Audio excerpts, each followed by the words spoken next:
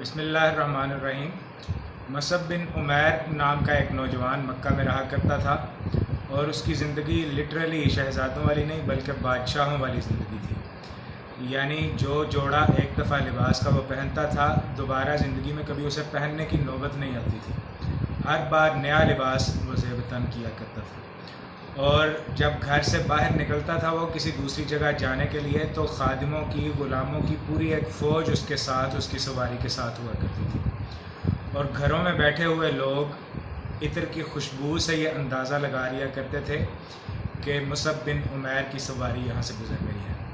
मक्का के रुआसा यानी कबाइल के सरदार जो थे, बड़े बड़े लोग, वो भी उसके लिबास पर, उसके मालो दौलत पर और उसके लाइफस्टाइल पर रश्क किया करते थे। नबी पाक सल्लल्लाहु अलैहि वसल्लम ने मक्का में जब इस्लाम की दावत देना शुरू की तो होते होते ये दावत उस नौजवान तक भी पहुंची।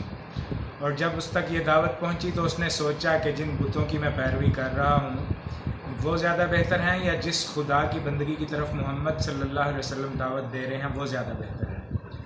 तो फ़ौरन ही वो इस नतीजे तक पहुँचा कि मोहम्मद रसूलुल्लाह सल्लल्लाहु अलैहि वसल्लम का दीन ही, इस्लाम ही दीन फितरत है। और इस नतीजे पर पहुंचकर उस नौजवान ने इस्लाम को अपनी ज़िंदगी का हिस्सा बना लिया। मुसलमान होने के बाद हज़रत मुसअब बिन उमैर रज़ियल्लाहु तआला अन्हु ने कुछ अर्सा तक अपने इस्लाम को छुपाए रखा ताकि जुल्म सितम से, तशद्दुद से बच सकें और इस्लाम की हिफाजत कर सकें। लेकिन कुछ अरसे बाद उनके कज़न ने उनकी वालिदा को बता दिया कि यह शख्स मोहम्मद सल्लल्लाहु अलैहि वसल्लम के दीन को कबूल कर चुका है। जब उनकी वालिदा को पता चला तो वो गुस्से से आग बगोला हो गई और उन्होंने मुसअब बिन उमैर रज़ियल्लाहु तआला अन्हु को दो ऑप्शन दिए। एक तो ये कि जो दीन नया तुमने इख्तियार किया है उसको फौरी तौर पर छोड़ दो, अगर छोड़ दोगे तो ये जो नाज़ो नाम तुम्हारे पास है, जो सहूलियात हैं तुम्हारे पास, ये उसी तरह तुम्हारे पास रहेंगी। लेकिन दूसरा ऑप्शन ये है कि अगर तुम उस दीन को नहीं छोड़ते तो फिर इस सब कुछ से तुम्हें हाथ धोना पड़ेंगे। इस घर से भी तुम्हें निकाल दिया जाएगा, लिबास भी नहीं मिलेगा, मालो दौलत किसी पर भी तुम्हारा कोई हक नहीं होगा। तो मुसअब बिन उमैर रज़ियल्लाहु तआला अन्हु ने फ़ौरन ही सोचकर अपने नतीजे से उनको आगाह कर दिया कि दीन मोहम्मद सल्लल्लाहु अलैहि वसल्लम को तो मैं नहीं छोड़ सकता। जिस दामन से वाबस्ता हुआ हूँ वो तो उम्र भर के लिए वाबस्ता हुआ हूँ।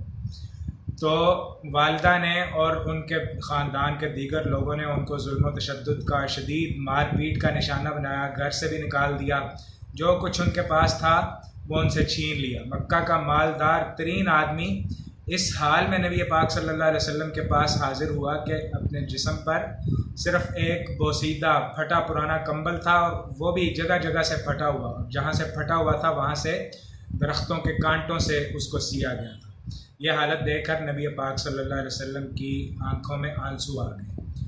बाद अज़ां हज़रत मुसअब बिन उमैर रज़ियल्लाहु तआला अन्हु ने 2 बार हिजरत की, हबशा की तरफ, और उसके बाद फिर नबी पाक सल्लल्लाहु अलैहि वसल्लम ने उनको यसरब भेजा, जिसका नाम बाद में मदीनतुन नबी रखा गया।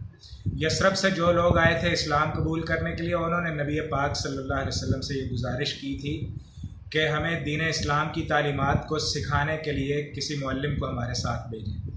तो उन लोगों को दीन इस्लाम की तालीमात देने के लिए और दरअसल इस्लामी रियासत की बुनियाद रखने के लिए नबी पाक सल्लल्लाहु अलैहि वसल्लम की मुबारक नज़र जिस शख्सियत पर पड़ी वो यही नौजवान हज़रत मुसअब बिन उमैर रज़ियल्लाहु तआला अन्हु थे।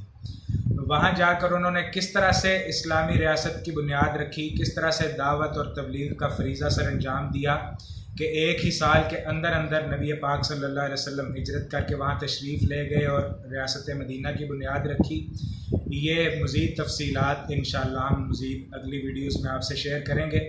हमें भी ये सोचना चाहिए कि क्या हम भी वाक़अतन हज़रत मुसअब बिन उमैर रज़ियल्लाहु तआला अन्हु की तरह दीन इस्लाम के लिए अपना सब कुछ छोड़ने के लिए तैयार हैं या नहीं।